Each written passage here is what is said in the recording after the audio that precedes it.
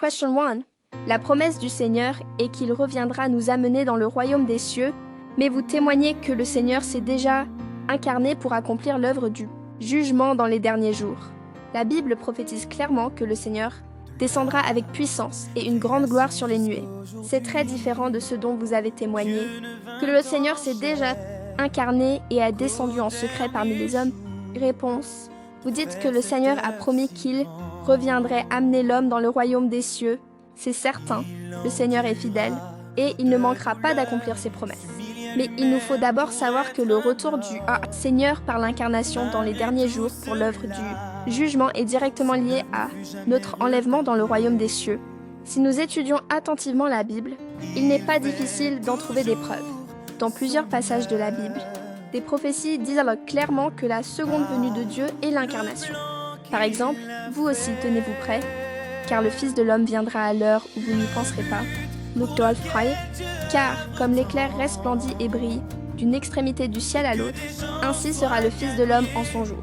Mais il faut auparavant qu'il souffre beaucoup et qu'il soit rejeté par cette génération. Luc 10:24.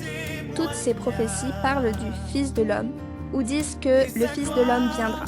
L'expression « Fils de l'homme » désigne quelqu'un né d'une humaine et qui a une humanité normale. L'Esprit ne peut pas être appelé le Fils de l'homme. Par exemple, puisque l'Éternel Dieu est Esprit, il ne peut pas être appelé le Fils de l'homme. Certains ont vu des anges. Les anges sont aussi des êtres spirituels. Ils ne peuvent donc pas être appelés Fils de l'homme.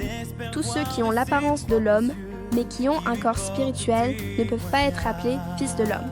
Le Seigneur Jésus incarné était appelé le Fils de l'homme, et le Christ, parce qu'il était la chair incarnée de l'Esprit de Dieu, et qu'il a donc devenu un homme ordinaire, vivant parmi les autres hommes. Ainsi, quand le Seigneur Jésus a dit « le Fils de l'homme » et « le Fils de l'homme viendra », il parlait de la venue de Dieu par l'incarnation dans les derniers jours.